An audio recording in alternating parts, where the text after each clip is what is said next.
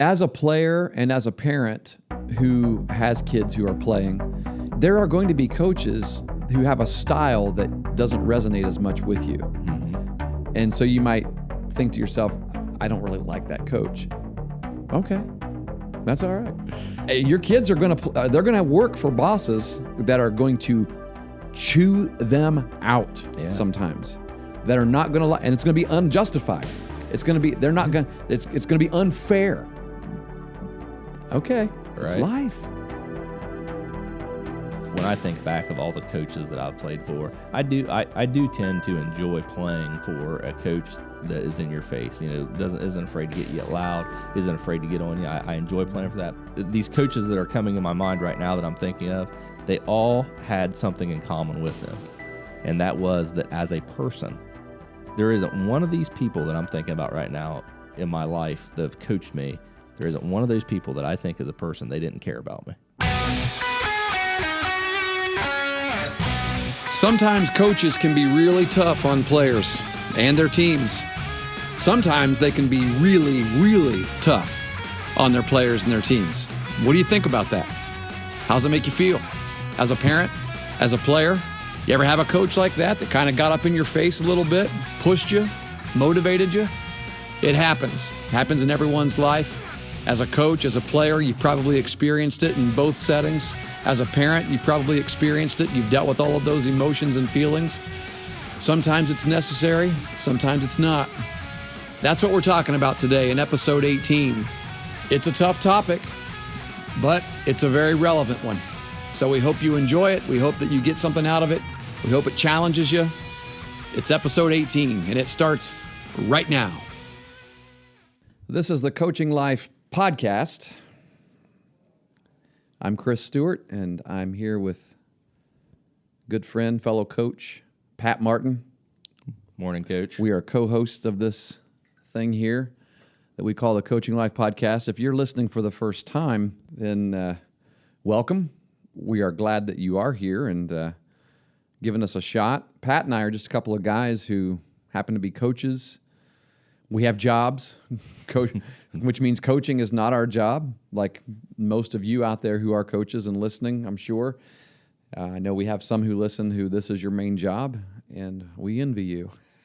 We love coaching that much. We'd like to do it as well. But, but no, we have jobs. Podcasting is not our job, as you're going to find out here as well. We're just amateurs at this as well. Sooner rather than later. Yeah. We're husbands, we're fathers, and we basically have a passion to do one thing. And in all those areas of life, I'd say you and I both have the passion to do one thing, Pat. Get better.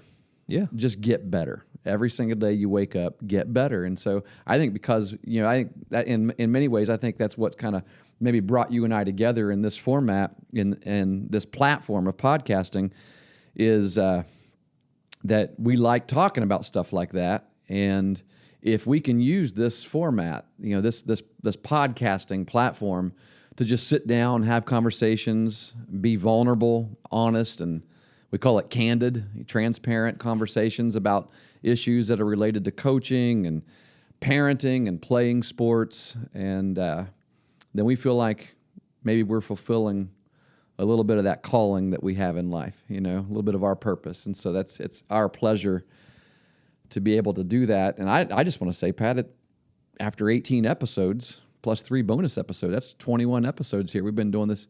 I mean, really, we've been doing this for 18 weeks now. We've been recording for 18 weeks. We put out an episode a week. Yeah. Can you believe that? Yeah. After 18 weeks, you and I still like each other. We're still good buds. I feel like we should maybe be a lot better than what we are. We should be. We should be better. Yeah. Well, if that's our goal is to get better, then hopefully that has happened. But I just want to say it's been a pleasure to take this journey with you, brother. Ditto, man. I appreciate it. Yeah. I feel like I've learned a lot. I feel like I feel like a lot has been revealed to me over the past 18 weeks that remind me that I still have a lot to learn. Yeah, what's funny too is we started our podcast talking about the player development program, and we've covered so many topics, and there's so many other topics to cover, and there's things that people has brought up that just kind of came out of left field, no pun intended. Right. That, just, wow, that's another aspect of the game of youth sports, of sports in general that, maybe we weren't thinking about. But I mean, we always knew that when we started this, that heck, there was all kinds of material that we could use. Sure. And in fact, if this is your first time listening, then we encourage you to go back and listen to a lot of those, those early days, like we've been doing this forever. But those first few, episodes where we kind of laid out what our vision was and still is for this, and then literally gave about I think 5 episodes describing what what we feel would be like an ideal player development program, particularly in the game of baseball and softball, those two sports, and what it might be able to look like in a given locale, in a town, a city, among a youth league or even a travel organization. There's lots of ways that you can make it work, but basically that came from just us talking about, I guess, some of the problems that we see and some of the negatives that we see out there in amateur sports. And it's not all negative, it's not all problem, but like we said, if we can get better, why not? Why not try? And so that's been sort of the goal here. But I'm assuming that's the way it'll continue. So I hope so. I think you could say there's always going to be problems, regardless of the program that you're in or whatnot. But I think the approach to those problems matters, and an understanding that everyone's human. We're all going to make mistakes. We're not where we want to be in life. Hopefully not. Hopefully everyone has that desire and that goal to get better. Yeah, I have not arrived. Yeah, I'm still on the journey, still in process, for sure. So one of the things what we're going to talk about today is it's going to be a challenging topic for a lot of people. I think it might even be a challenging topic for us. Yeah. But I would say a polarizing topic, because you have a lot of different opinions out there. Yeah. And I think ultimately it comes down to approach and kind of the fundamentals behind the direction that you're going. Context. Yes. Also. Yeah, I that's think the word. Yeah. When we come back, when we come back and summarize this at the end, I think it's going to be important to remember that context is key. And I mentioned to Pat this past week, I have an issue that I would like for us to talk a little bit about on the Coaching Life podcast, and we wondered if whether or not we could do it in an appropriate way, meaning we know that it's kind of a family show. We encourage that to be, but right, listener discretion advised. Yeah. And the reason why this topic came up is because I see. I call it an issue. I think it's an epidemic. I think we have an epidemic today in the sports world it's hard to tell how early it starts, but it's really bad in high school, and it's even reaching into college. Unbelievably, it's even reaching into major universities. And what I'm talking about is this: coaches just resigning, quitting, calling it quits because,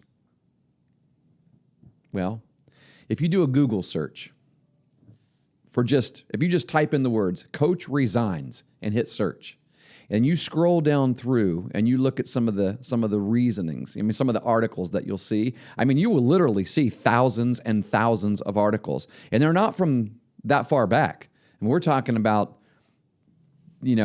high school football coach resigns, high school volleyball coach resigns, high school basketball coach resigns, high school basketball coach resigns. I'm literally reading them right now. I'm just scrolling down through and reading them right now. Now, some of those resignations, if we were to open up this article, some of these articles and read each one of them, and I did actually read several of them, some of those resignations are probably legit. The coach may have been abusive. The coach may have been, doing some inappropriate things. And so we get that. We understand that. But here's the issue that I have, and here's where I think the epidemic portion of it comes in. A lot of these articles are about coaches who simply are resigning because they can no longer handle the parents. Right. They can no longer handle the fact that kids. I read a story about a school in Ohio. I won't get too specific, but this just happened 2 weeks ago. So late September, a coach recently resigned because a handful of kids got together wrote a letter to their superintendent, to the board, talking about how the coach had been too hard on them. Ways that the coach had been too hard on them. Now, that's surface level. There may be a lot more going on. And if somebody's listening to this, who has a situation like that, you're probably right now thinking, well, you don't know all the details, Chris. Maybe that was legitimate. Maybe it was. But I know that a lot of times when this happens, it's not. That's simply all it is. Yeah. Sometimes all it is a coach yelled at them too much, or a coach was expecting too much out of them. And I wanted to talk about that a little bit, because I think sometimes maybe, here we are 18 episodes in, and I've written 2 books about these things that we talk about too. And I spent a lot of time talking myself about how I have evolved in my approach to how I coach, and the fact that I think it's really important for us to always remember that we're not just coaching a game, we're coaching people, we're coaching persons, and we're molding and shaping persons, and we are mentoring these persons and into being young, they're young women and men, and we're hoping that they're going to be productive men and women as they get into adulthood. And often when we speak in those terms, we think with more gentler feelings. Nurturing. Yes. We think about nurturing. We think about a sort of a meekness that comes with that. And the word meek doesn't mean weak. It means, it's a little softer in the way you approach situations, a little more diplomatic in the way you approach people. And that seems to be 90% of the time, that's my approach today to coaching. I would call it like the Tony Dungy way of coaching versus maybe the John Gruden way of coaching, to use NFL examples, or the John Wooden way of coaching versus the Bobby Knight way of coaching. Right. But that's a great example. If you take those 2 coaches, which one is better? Which one is right? Depends on who you ask. It depends on who you ask, because I guarantee you, if you ask every single player, maybe not every single player, a lot of the players that Bobby Knight recruited, yes, they would say, we knew what we signed up for. Yeah, we knew who he was. Yeah. Yeah, he threw chairs. Yeah, he got irate. He screamed and yelled. But that's what we signed up for, and he got the best out of us. Yeah. And that's a great point. And I didn't know we'd get into it this quick, but I had a thought. Why not? Let's just jump into it. To piggyback on that thought, I think parents sometimes struggle with those people that are in your face. Yeah. Especially when they're in your face in front of you, like they get in your kid's face in front of you, like you're watching the game. Right. You're seeing it. It's not just behind closed doors, right? Completely lost my train of thought. That's okay. It'll come back. Where is that going? I'll tell you, Pat, I was having a conversation. This is where this idea originated for me, in terms of maybe we should talk about this a little bit on the podcast, because I think you and I could just sit down and probably have just chat about it and have a lot of conversation about it without any issue. I was recently having a conversation with a friend who was telling me that her child, I'm trying to be as general as possible. Sure. Her child was deciding to not play a particular sport this year in high school. And she's frustrated about that. She's like, she's not made her final decision yet. She's like, I really want her to play, but she's like, and here's where it began. I said, well, what's the issue? Does she no longer like the sport? Oh no, she loves the sport. But she had a friend of hers say that she's not going to play because the friend doesn't like the coach. And then she said another friend said they're not going to play because they played for the coach one time when they were younger, and that coach is really hard on them, pushes them really hard, and they said the coach is mean. And I said, well, do you know the coach? She's like, yeah, I know the coach. And she said, my daughter has played for the coach, and she did just fine. So I said, well, it sounds to me like your daughter should play the game she loves, right? Right. Yes. And not allow that to. But here's the thing. That happened. I mean, she was seriously considering because what happened? You got, it's groupthink, right? Mm-hmm. Well, I don't like the game. Here's what the coach did, and here's what the coach said, and it may have been, it may not have been something inappropriate, but it may have been something that was hard, something that was tough. Sure. Suck it up. Right. If you don't like the way that this season is going, take some responsibility, suck it up, and let's get better. And maybe he said that with a raised voice, and maybe that hurt that child's feelings in a moment. And so that child says, I'm just not playing anymore. Yeah. And then that child tells a friend, and that friend says, I'm with you. I'm not playing anymore either. And I'm not playing. Listen, we got a lot of sports these days. I look on the sidelines of these football teams. There's not very many kids on the sidelines anymore. Yeah, definitely. You were just telling me the other day how many kids signed up for basketball in your local school district. Not very many, 10 in middle school. And Oh, yeah. I mean, right. There are a lot of kids. I know there are a lot of You're reasons. right. There are a lot of reasons that people are citing why there's not many kids playing, as many kids playing sports these days. But a reason that I continually hear is the coach. I understand there's a lot of bad coaches out there. Right. It's the reason why you and I do this podcast. I get it. We get it. But there's always been bad coaches. Yeah. There's always been coaches who have been hard. And honestly, when I look back over my playing days, I'll be really honest with you. And maybe it's just because of the type of person I am. The coaches that I now consider the best coaches that I ever had were the ones that I was a little bit afraid of sometimes. Yeah. Because we're going to, I've always felt like that I perform better, yeah. especially in certain situations. But overall, I feel like I perform better with coaches that I knew were going to get up, in my grill if things weren't going well. So Yeah. I can understand that there. Yeah. Did you get your thought? I did. All right. I'd have my thought. No, what I was going to say, actually, what I was going to say is, college and pro coaches have the ability to go out and find kids and players that match, their coaching approach, right? We don't have that luxury as high school, junior high, and youth coaches. We have to, we're taking a lot of different kids, a lot of different personalities, a lot of different types of players. Right. And as coaches, we have to adapt the way that we coach to different kids. Yeah. We can't take a broad, I'm going to coach like Bobby Knight, all the way across the board, because if we do, there's chances are we're not going to be successful in that with every kid. And dig your heels in the ground and say, this is just who I am. If you don't like it, then don't play. Right. You can't do that. You're not going to be successful right. like that. Yeah. Yeah. Exactly. So now we're talking about the other side of it, because we, for a little bit there, you could tell the direction I was going is we're not all against getting up in your face a little bit. I mean, absolutely not. Right. But we'll come back to that. But what you're talking about now is if you are that type of coach, a light them up, get up in your face type of coach, you can't always be that way, especially in the younger, as you get, when you're looking at middle school and high school students, they're not all going to respond with that kind of, that's not going to motivate some, it's going to crush some. Right. Yeah. I mean, that's definitely true. And I think, the fact that I kind of lean towards the hard-nosed coach, the in-your-face coach, kind of dictated the way that I tried to coach, especially, when I first started to be a coach and coaching my sons, my oldest son specifically. And, I was hard on him because I felt like that was what I appreciated, and that's how I performed, well, having a coach like that. And I thought, well, I know what I needed, so that's exactly what he needed. Yeah. And that's not always the case. So, obviously I've been trying to correct that. We've talked about it on the podcast a little bit and, mentioned it, but as I feel myself getting away from that or becoming a little bit more consistent in the way that I approach my son with encouragement. But there's still times, and there's a time this past summer that it had been a while since I really got on him. We were at practice. He wasn't hitting well.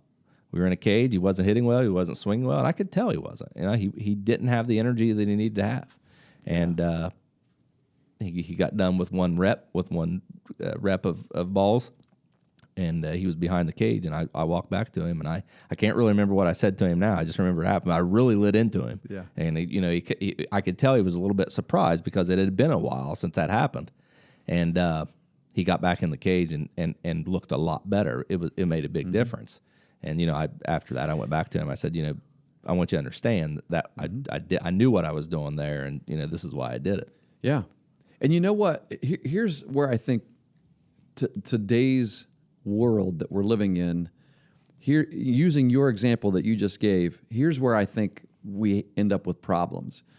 If that whole scenario is a story, and it has a beginning, it has a middle, and it has an end, and it's a happy ending.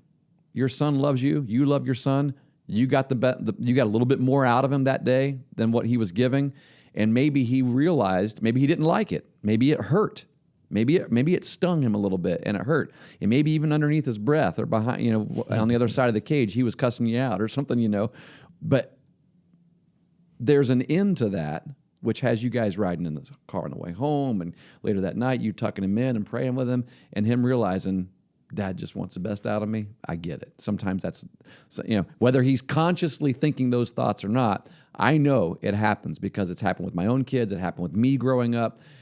My dad's a pretty calm guy. I mean, he is. He wasn't always. As a coach, there was a context in which it was appropriate for the animal to come out a little bit. And I realized, all right, I understand. In the moment, I didn't necessarily understand why he was doing it. But later, you look back and you're like, okay, I get it now. It revved my engine a little bit, and he needed to get those RPMs up to get me moving, and that's what happened. But here's the problem. We live in a society today where someone sees a piece of that story. Someone sees the middle. They didn't see the beginning or the end. They just see the middle, and they'll even video it, and they'll put it on Twitter. Right. And they'll say, look at the way this dad treats his child. And look at the way this coach treats his players. And they'll say, that's abuse, right? They'll put a label on it, and then all of a sudden you get labeled as an abuser. Yep. You resign. You stop coaching. Right. And that scenario was anything but abuse. Yeah. I mean, that fires me up. I mean, that is here's the thing.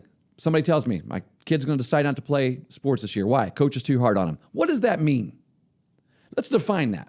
Coach is too hard. This coach is too tough. Okay, there's a couple things it can mean. If it means you're talking about a coach like Mike Rice of Rutgers there in, 2012 or so, when he I'm a man. Some video surfing. Well, no, I'm talking about the one that used homophobic slurs and was embarrassing kids. I mean, video surfaced of this. I'm thinking of a different guy. Yeah, no, I'm 40. I know who you're thinking of. What's that? This was a basketball coach. Okay, I think his name was Mike Rice. Mike Rice. Yeah. I don't know. And but there was mental, verbal abuse taking place in his practices. Wow. Fire that guy's butt. Yeah. I get it, right?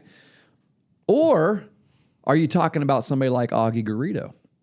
If those of you don't know who Augie Garrido is, Augie Garrido, legendary baseball coach, died last March, died at 79 years old, coached into his 70s.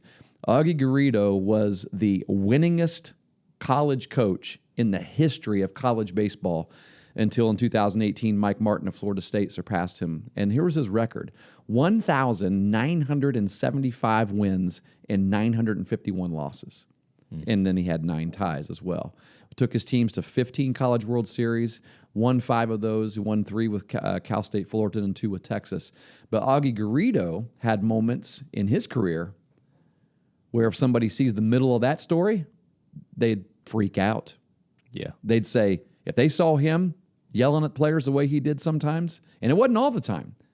In fact, most of the time, people who knew Augie Garrido would tell you he rarely had that come out.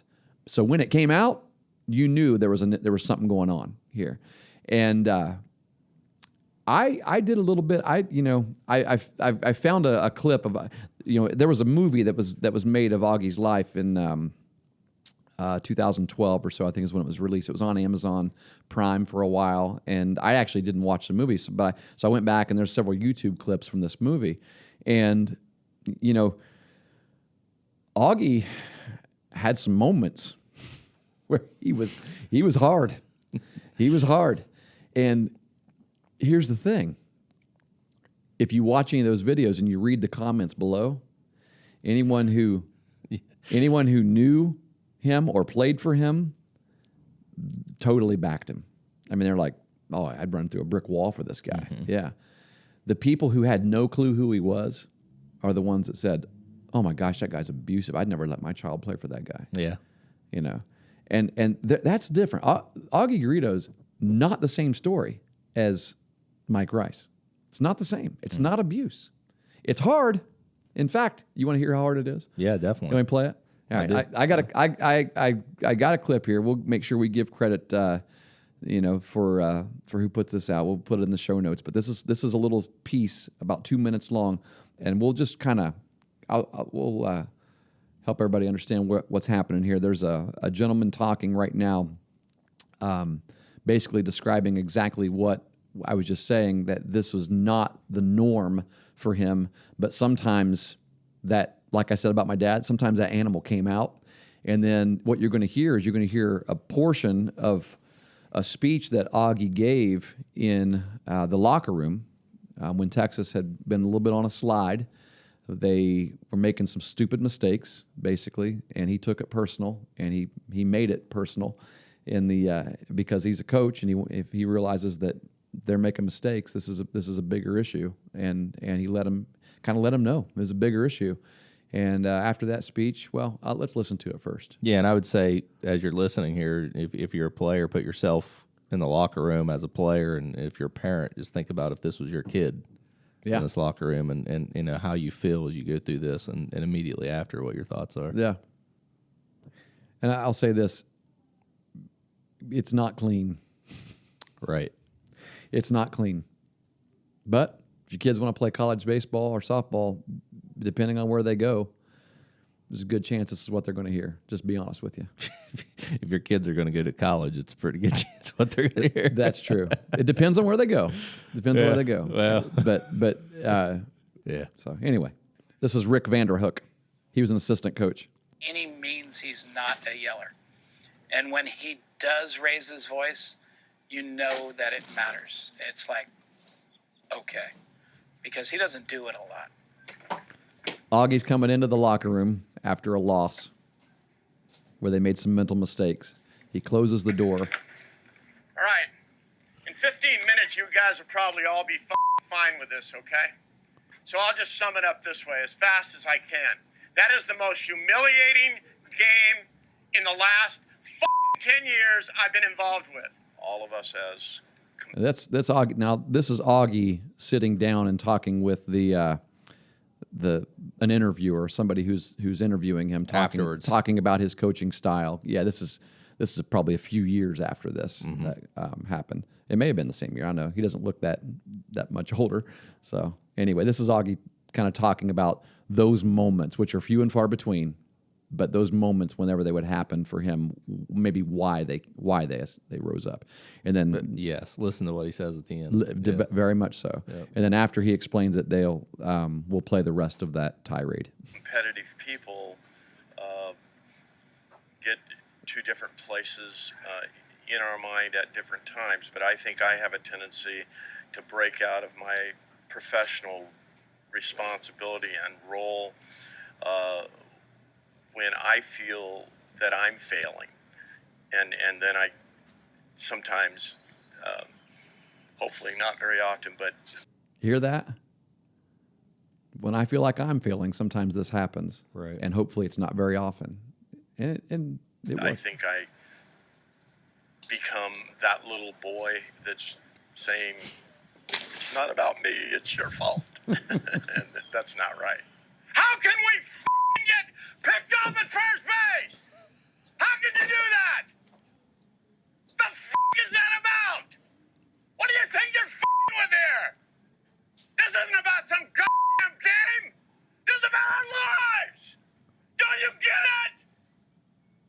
God damn it! Don't you get it? You don't have a choice. When I tell you to take, you take. Don't tell me you don't see it. You look. You understand? I don't give a shit. Like I said, 15 minutes from now, you don't give a fuck. You walk out of here. I gotta live with this embarrassing game the rest of my life. I have totally failed you guys. We got beat at every single part of this. Everything. Infield play, two-out hitting, everything. Totally stupid. I'm sorry. I apologize. I have totally let you down. And then he leaves. and the locker room's quiet. I feel so many things when I listen. I know. First of all, I think it's funny. I'm laughing.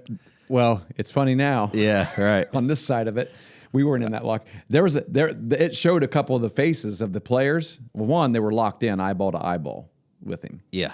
Players lock in. Whenever your coach is speaking, lock in eyeball to eyeball. Yeah, definitely. That's a great point. Yeah. But one player's eyes were as big as golf balls. He was like, so it's obvious that doesn't happen all the time. He might have been the one that got picked off first base. He may have been. He got his attention. Yeah. And here's the other thing. And, it may not have been because of that, but it's ironic. After that game, after that talk in the locker room, Texas won their next 10 games and went on to win the Big 12 championship that year and went to the World Series in Omaha. Yeah, yeah. Well, it's funny. Like I was going to say, it's humorous. I find humor in it, but I also sympathize with Augie there because I've felt that way before as a coach. Yeah. Right. But my third emotion is I want to go right now. I kind of want to play. Yeah. I know. And that's the funny thing to me. We should say this up front too. Before we talk about this too much and people get all up in arms, you should never speak that way to your 12U team. Oh. You think? Is that what you said? Is that what we're saying? No, I'm just kidding. You backed up. You looked at me like, oh crap. I just did last night. I've never went that far. No. You know what I'm saying? Yeah. There's again, this is a collegiate team. Right. These kids all knew what they were signing up for. They knew. Yes. I mean, they knew who Augie was. He'd been coaching for a long time before they got there. Yeah. I would even go a step further than that. So people say, I don't want to play for that coach, or I don't want my kid playing for that coach. And sometimes there's merit to that, Sure there is. Sometimes, there's legitimate reasons. But here's the question. It's not about necessarily the coaching approach. It's about the goal of that approach and what matters to that coach. You said earlier that, you talked about how I was getting on my son, but we both have an understanding that we love each other and that I care for him, as a coach. And I think this is so important. It's important for players. Yeah. You want me to continue? It's important for players. I'm aiming. I've got all kinds of thoughts going on, but I want to listen to what you're saying before I respond. Yeah. Players, it's important for parents to understand, and it's important for us coaches to be able to deliver that message to our players and our athletes that I care about where you get in life and who you are and what kind of person you are. Yeah. Right? Because if we're able to relay that message, that makes these instances more valuable when we're yelling or when we're being gentle and focused and and meek. It lends more power to all of those situations. Yeah. It's like what Kinsey said when she was in here, and it's not a new thing by any means, but it's just truth, and that is people don't care how much you know until they know how much you care. That speech was not given on day one, week one of Texas's season. Yeah. They've been through a lot together by now. Mm-hmm. Those kids know that coach. He knows them intimately. They know each other. I am sure he would not have had the success that he had he not been the type of coach who cared deeply about his players. And you felt that in the middle of that speech when he shouted just out of nowhere, "This is not about some freaking game. Right. This is about life." And man, when he said that, his face was, he could not have been more emphatic when he said that. And that, I think, gives you a hint of where his heart was in that moment. Listen, guys, you think this is just a game.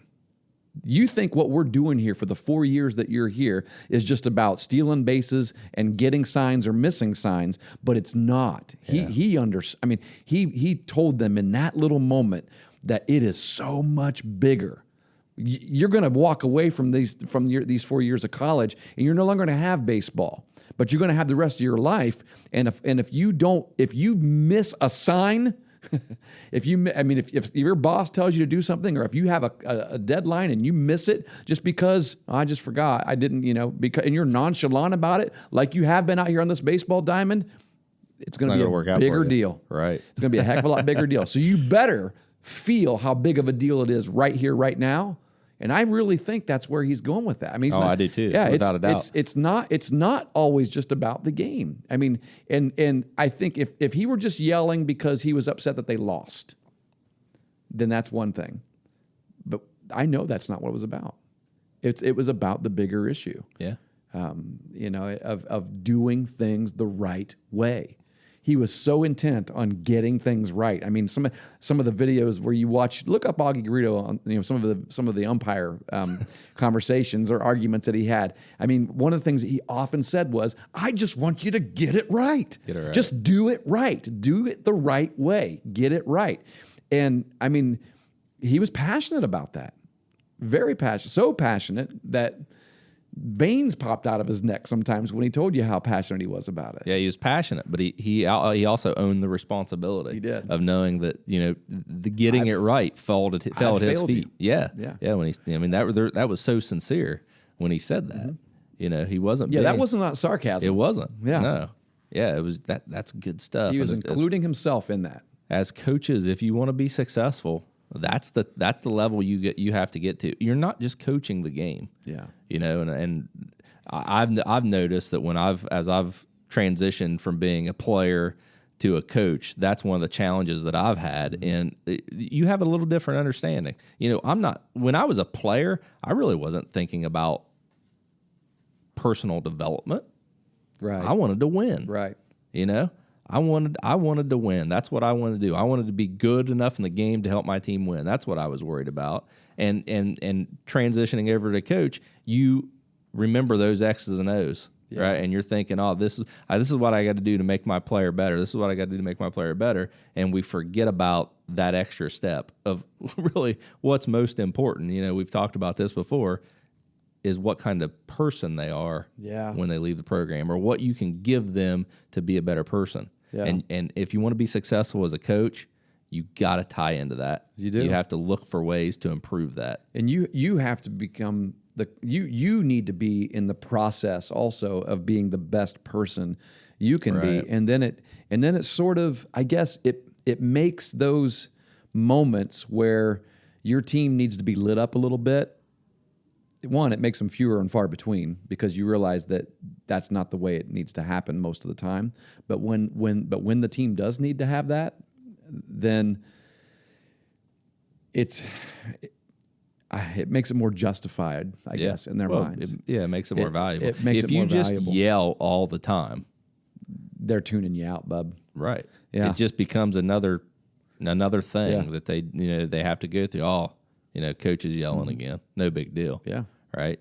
If you do spread it out and pick your spots, and you really what you do is if you dive into your team and you begin to understand their personalities and what type of people they are, you're able to pick those spots more. Yeah. That's and it's going to vary from person to person. You know? Right. I mean, sometimes there are moments where the team needs to hear a speech, that's a little bit passionate.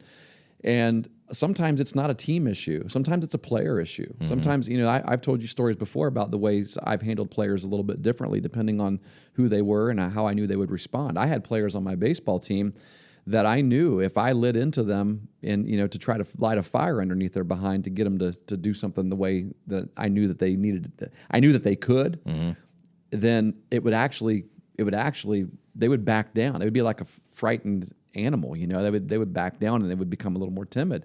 And so for that player, I would pull that player aside and have a little bit of a different kind of talk, a little different kind of a motivational talk with them, and maybe ask them some questions about, what are, you tell me, what does it feel like to you? Do you feel like you're giving everything you got right now? Do you, and let them kind of work through it. And then you can see, okay, this is the way that player's maybe a little more cerebral, and they're motivated in that way. But I also had players where, and it's easier. It's a lot easier to coach the players who are motivated with just lighting them up, because it comes easy. I mean, it's easy to light somebody up, right? It's not as easy to. Well, for some people, I'd say for some people it is. Maybe some people it's not. Probably not for Tony Dungy. Yeah, that's true. You know what I mean? That's true. Yeah. Sorry, I didn't mean. Yeah, and I'm sure that there were. I got a funny Tony Dungy story that I'll tell you here in just a minute. But no, there are some players when I would go out to the mound, it wouldn't be. I wouldn't be as kind. Yeah. I'd say, listen, you're sucking right now, and you know it. You know, you're putting all the blame on the umpire. I can see you rolling your eyes. I can see you out here pouting, and it's time to stop. Either you stop pouting and you do what I know you can do, be the best you can be, or you give me the ball. Yeah. Because you obviously are telling me you don't want the ball right now. Challenge him. And that player, now listen, the player I mentioned a second ago would have given me the ball if I had done that. But the other player, in knowing that if when I treat this player this way, it's going to cause him to hit that look in his eye and go slam the ball in his glove and say, "Get off the mound. Yeah. I want to finish this inning." And and that's where it becomes two ways. When that player looks at me and says, and I know he wants to kick my butt, I know it's time for me to leave the mound, and he's ready to roll. Boom, boom, boom. Yeah. 3 outs, come back in the dugout. You know what he does after that? Gives me a hug. Because he knows. Yeah. Because, like you said. High five. First guy he looks for in the dugout is coach. And it's kind of that look in your eye. Thanks. Yep. I needed that, And that happens because of a foundation that is put into place, their freshman year, maybe even before that, and of how you treat them and how how you deliver messages to them and how you make them understand what your program is about and what you're about as a coach. That's why those things are important, because in those situations, it determines whether it's successful or it's not successful. Yeah. Right. There are some losses that your team has where you just get beat.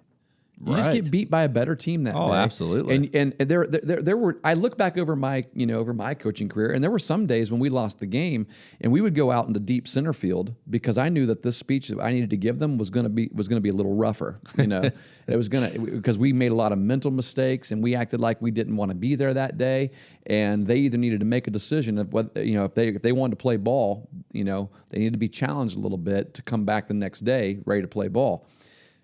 And there were some losses that we had when we wouldn't go that far out into the outfield because, look, we weren't the better team that day. We played well. We hustled our butts off. And we just got to tip our hat. Yeah, exactly. But I know some coaches that go out and every loss. Yeah, it's a result oriented. They're yelling at that team. It's like, actually wasn't that. We just got beat. Sometimes the ball just doesn't go your way. Yeah, there almost has to be a discern. I think what happens is sometimes we all know coaches who lack discernment. They lack that ability to know when the time is right to light someone up, to light a team up. And so when they do it, you're almost cringing. It's like, oh my gosh, that's not what this person needs right now. It's not what this team needs right now, And I think I understand. I think that's where some of these problems come in, where parents, players will get together and start saying, he's always yelling at us, he hates us, and I get that because there are some coaches that just lack discernment. It's not always appropriate to do that. Sure, Yeah, I think we have to be real careful though as parents. We opened with you talking about coaches just wanting to step away, and the simple fact is maybe some of those coaches, like you mentioned, needed to step away. But if we lose one good coach, that's a bad loss. We're losing a lot more good coaches than bad ones. Right. Let's be honest. Yeah. The ones that are some of them need to step away because they are abusive and they shouldn't be. They're terrible coaches. They shouldn't be doing it. I can't believe that that's all of them though. Me neither. And I would say that's why, kind of my point. We have to be real careful as parents that we understand why we have a certain feeling against towards another coach or towards someone like that. And if we have to be honest with ourselves. Yeah. You know what I mean? And we have to be honest with our kids. We should have the conversations with our kids that, if you're not a starter, if you're not, if you're the ninth player off the bench, or, if you're in basketball, that's what I was thinking, or if you're you don't start in baseball, you're not one of the starting 9, you still have a role on the team. You still have a purpose. You still bring value, and you still have a responsibility. You still have a role to play. So you got to do that. It's not always fun, It's not always easy, but those are things that we do that can teach us how to be great people. Right. And as a player and as a parent who has kids who are playing, there are going to be coaches who have a style that doesn't resonate as much with you. And so you might think to yourself, I don't really like that coach. Okay, that's all right. Yeah. That's a great point. Have you liked every boss you've ever had? Exactly. Are your kids going to have? Yes, I have. All my bosses out Whoops, there. all the ones that you know are listening. Yeah. But no, your kids are going to they're going to work for bosses in their future. They're going to that are going to chew them out sometimes. That are not going to and it's going to be unjustified. It's going to be they're not going it's going to be unfair. They may be horrible bosses. They may not be good at all at their job. Okay. How does that? Yeah, you got to respond to it, right? It's life. That's what I've always told people. I've heard that too. I don't, probably not as much because as many people haven't come to me and told me that I don't think I'm going to play this year because of the coach. But I've always said that. I've always said don't let another person take you away from something that you love doing. Right? If you love doing it, you figure out a way. Definitely. I don't know. I can't remember ever anybody quitting when I was in school because of the coach. That's a foreign topic. It's a new phenomenon that's happened. I mean, it's commonplace now. Yeah. I mean, people who are alive today. I mean, I'm talking people who are probably in their late 20s or mid 20s and under. They probably would feel. I mean, they probably think that we're odd for not knowing anybody when we were kids who would do that. You know, because there were really bad coaches, that we had growing up. Sure. Too. But man, I loved the game. Yeah. There was one year when I signed up to play for American Legion team, and there wasn't nobody wanted to coach. Right. And they were like, and they would never do this today, but the Legion post was like, well, I mean, we got a team, we just don't have a coach. We can't find anybody that wants to coach. And we just ran it. One of the players on the team, we had a player coach that year. Really? Yeah. Wow. Wes Young was a player coach. Huh. Yeah, I'm surprised. He was like the oldest guy. He was kind of we called him Dad. He was mature, and we had and that was actually a pretty fun year of Legion ball. I bet it was. It was good. Yeah, that's interesting. Yeah, he played a little bit of third base, coach third. He's just turned 20 years old later that year. You're not allowed to turn 20 now. I mean, you got to be 19.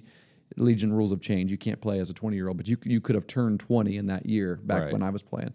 Yeah, but I never even that year. It was like, well, yeah, I don't care. Coach, doesn't matter to me who's coach. Please, if we have a coach or not, I'm playing the game. I love the game. Yeah, right. But now we have parents complaining about people that step up in those situations where you don't have a coach. And the only way you're going to have a coach is if this person takes the position. They don't necessarily, desire to be a coach. Sure. They're doing it, to fill a role so that the kids can play. Yeah. And you still have people upset with those people. I don't like how they're doing it. Well, why don't you do it? Well, I don't have time. Well, neither did that guy. We all have the same amount of time, don't we, Coach? Yeah, right. We've talked about that. Yeah.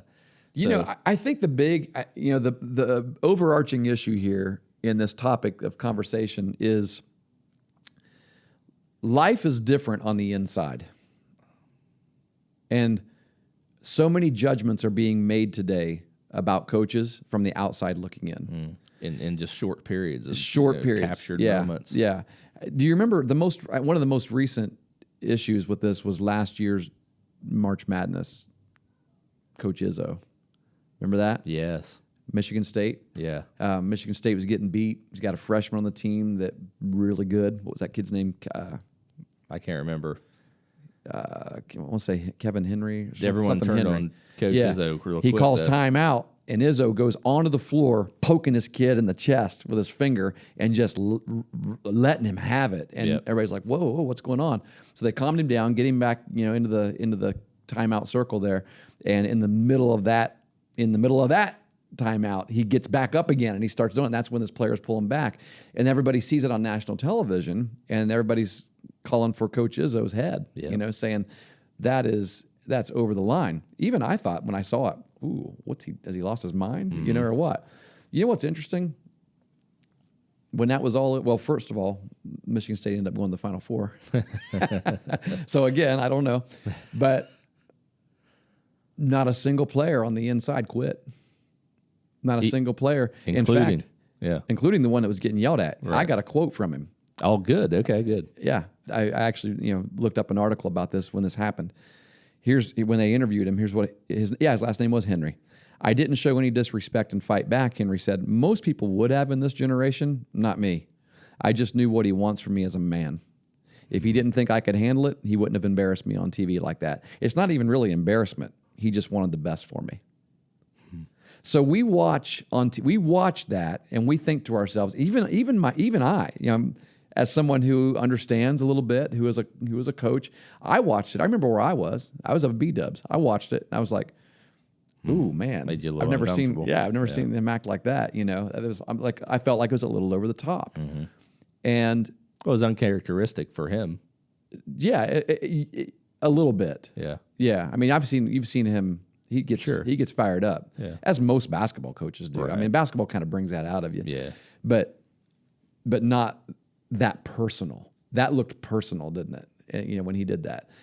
But everybody was making judgments, about what it was about. So I even heard that there were even people making personal judgments about like what's going on between Izzo and this guy, this kid, and obviously it wasn't personal. No. Obviously, it was just one of those moments where some of the players were like, "Yeah, it was maybe a little bit over the top, but no big deal. We're move on." Yeah. Athletes are able to move on a lot quicker than what you think. Right. Your kids are a lot more resilient than what you think. They can handle a little more than what you think. We live in a day where people just don't want to let it go. Yeah. They don't want to let it go. I mean, yeah, okay, it was a little bit over the top. All right. Did it hurt the kid? Is the kid mentally? Is he crushed now? No, obviously he's not. He responded pretty darn well. I mean, Yeah, we don't understand the cost of not letting it go either.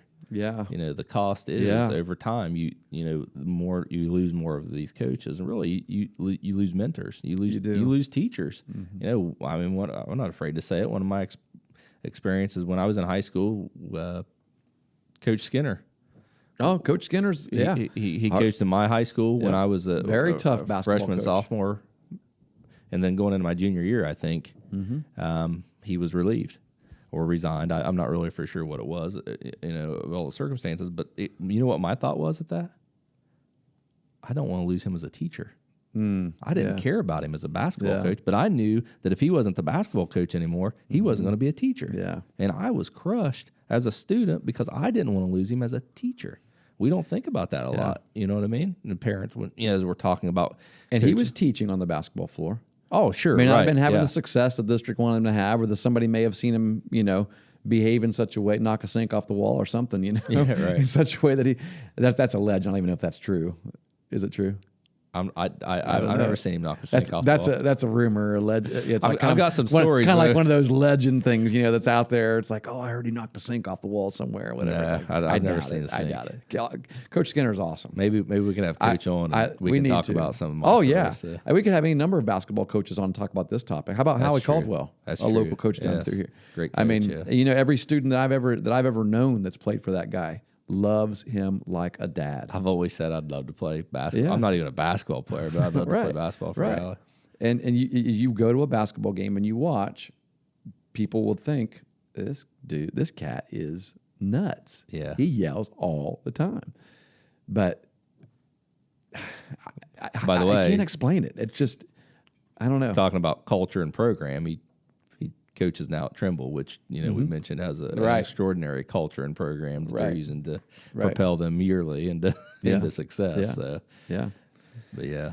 So anyway, I don't know if we covered this topic or not, but it's I kind of it's felt not like, going away. Right, and I kind of felt like we were going to be all over the place when we brought it up and didn't really have a great direction. But Coach, I think the main thing to realize, and I want to emphasize it, and I know it's not easy because we have egos. We care about our kids. And that's one of the defenses that people give. What's that? That's one of the arguments that people ask is, aren't you afraid that he's making your kids feel bad? I mean, aren't you afraid that your kids, that he's doing long-term damage to their egos? That's one of the that's when you look up articles and you read the reasoning for parents, calling for coaches' heads and resignations. Yeah. It's because they're doing quote unquote long-term damage to their egos. Well, I'm not a psychologist. I'm not either. My philosophy is this: I would rather learn and struggle than it be easy.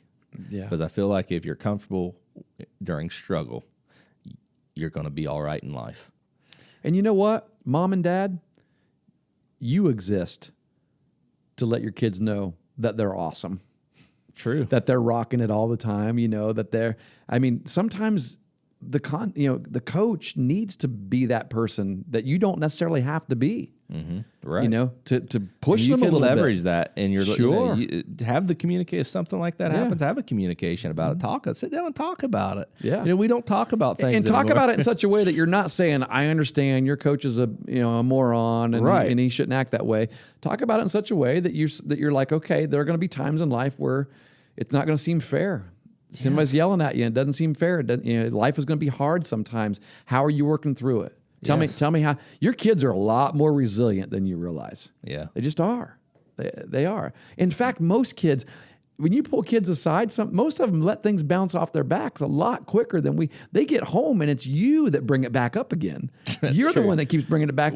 And they forgot about it a long time ago. But mom and dad just keep bringing it back up. And so, eventually they are going to, I guess I am a little bit damaged now. They didn't even think about it until you brought it up. It's funny you say that because I helped coach an 18U baseball team, I'll call it, and we had I'm completely incorrect. This was our 10U team. We had a call the other day that went against us, and after the game, it was a young umpire, and I said, "Hey, this is the rule. That you missed that. This is the rule." And he's like, I'm sorry, I didn't know that was the rule, and I didn't say anything. I didn't respond back to him.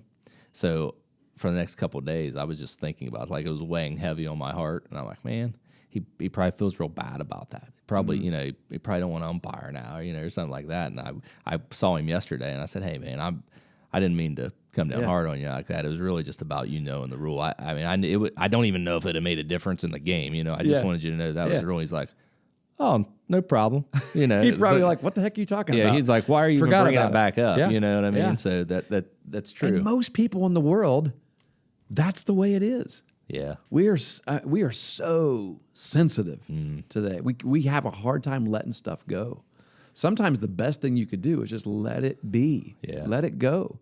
Yeah. Augie Garrido's speech was pretty irate. In a vacuum, it's unacceptable. All right? by itself. But man, you're talking about, I don't know how many years total he coached. You got to coach quite a few years to get almost 2,000 wins. Right. But that's the total package. And it's the understanding. The understanding is important. Why do we play sports? What values can we get from them? I know everyone wants to go to college and play ball, and everyone wants to go to pros, and we want that for our kids. Obviously those are dreams that we want. Yeah. If that doesn't happen, what are we getting from it? Is it a complete failure? That's not the way it should be. If your experience in sports is the only thing you get out of it is that opportunity, regardless of how great or small it is to play college or pro sports, you are doing it wrong. Yeah. There's no doubt about that, because there's so much we can learn. Yeah. And there's so much we can gain. Right. Absolutely right. We can't emphasize enough that we're believers in age appropriateness when it comes to coaching with certain criticisms, I guess. The younger a kid is, you probably need to pack, if you're gonna correct them in some way, you're gonna criticize something that they're doing in the game or in practice, then you're going to need to provide more positive critiques than negative ones. I think that is just, I think that's natural. I think that is, it's a good thing. I think that comes out in 90% of the podcasts that you and I have done.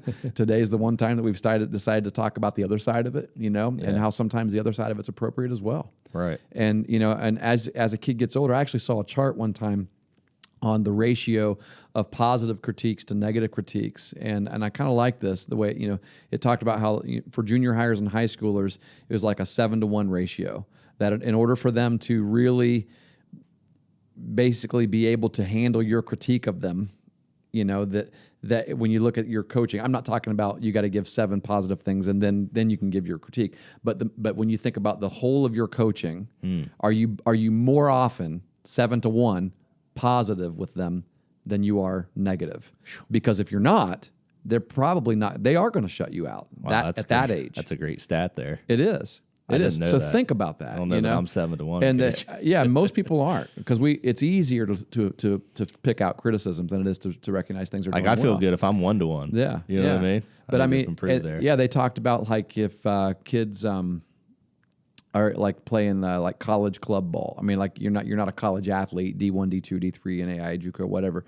But you're like you're that age, and that it's almost like more like 5-1. It gets less. Most college students it can handle like 3-1 or 2-1, I'd say. Like I asked Brock about this before, and because one of the things he's observed as a college athlete, the coaches are a little harder. I mean, they get on them more, and he said it's at least probably 2. So they're encouraging. They provide encouragement too, but it's probably more. You go watch one of Kenzie's practices, Coach Roar.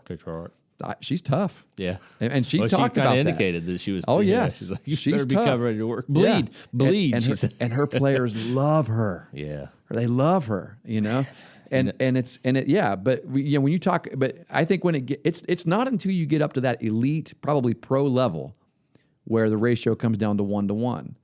And here's the point. It's still 1-1. People still need to be encouraged. Yeah. That's a good point. And there's never a time when it's 1-0. So, Coach, if all you're ever doing is criticizing, you need to find some other things to say.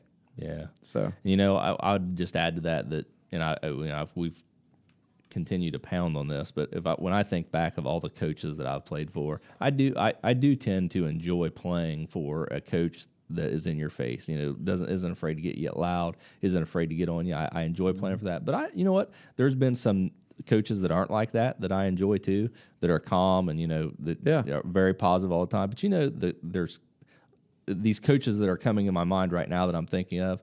They all had something in common with them, and that was that as a person, there isn't one of these people that I'm thinking about right now in my life that have coached me. There isn't one of those people that I think as a person they didn't care about me. Yeah. And and as a no coach, matter what type of coach they were, doesn't matter the approach. It's so important to have that goal as a coach, to care about your players as people. Yeah. And if people out there listening can take anything away from this conversation we had, I hope it's that. Yeah. That's the foundation of it's not about one way or the other. It's about how much you care about the kids. Yeah. Well, good stuff. I told you I had a Tony Dungy story. You want to close with that? That's kind of a funny story. Most people in their lives have had coaches that are harder, especially football guys. I mean, Tony Dungy coached, for Indianapolis Colts, and then he was at Oakland, or he was at Oakland then Indianapolis. No, he's at Tampa Bay. And Tampa, then went to Indianapolis. Yeah, Tampa then Indianapolis. My bad. But now he's on Sunday Night Football, and he's part of that crew. I bet I know the story you're going to tell. And you probably heard it. It was on a Sunday Night Football pregame one time a couple years ago. They were showing clips of coaches just getting into their players, grill, Okay. And somebody was like, Tony, I don't think we ever have a clip of you doing that. He goes, well, I never did that much, and this guy's like, well, come on, Tony, did you never get? They're kind of jabbing him a little bit, like, you never got mad. He's like, oh, I got mad plenty of times. And he's like, well, how you let your guys know you're mad? He's like, yeah. He's like, well, how did they know? I mean, like when you were mad about and you wanted to motivate them to do something, how did they even know if you were mad, if that's your demeanor all the time? He said, this is exactly what Tony Dungy said. He goes, I told him I'm mad. That's exactly what he said. And the funny thing about that was, I don't know if one of those guys on the set, I don't think they had somebody that actually played for him, but one of them knew him enough and respected him enough to know. I'll bet when you told him that, Coach, they knew it. Yeah. Because if it came to the point to where you actually said, I'm mad, based on the rest of your, the majority of the time, your demeanor, if you actually told them I'm mad, they probably don't want to see what could possibly come out, whether it did or not, That's a good story. But you know what? It's great to have a Tony Dungy, all your life. You're not going to have a Tony Dungy all your life. You're going to have a John Gruden sometimes. Yeah. We'd all love to have. I don't know. Maybe you wouldn't. I mean, we talked John Wooden. John Wooden was the calm philosopher. He'd pull you aside and have a conversation with you, and guys were motivated and they played for him. Some people would like to have that coach all their lives, but sometimes you run into a Bobby Knight. You going to quit? Yeah. You going to quit just Right. because he's hard on you a little bit? You know, do you love the game? If you love the game, stick it out.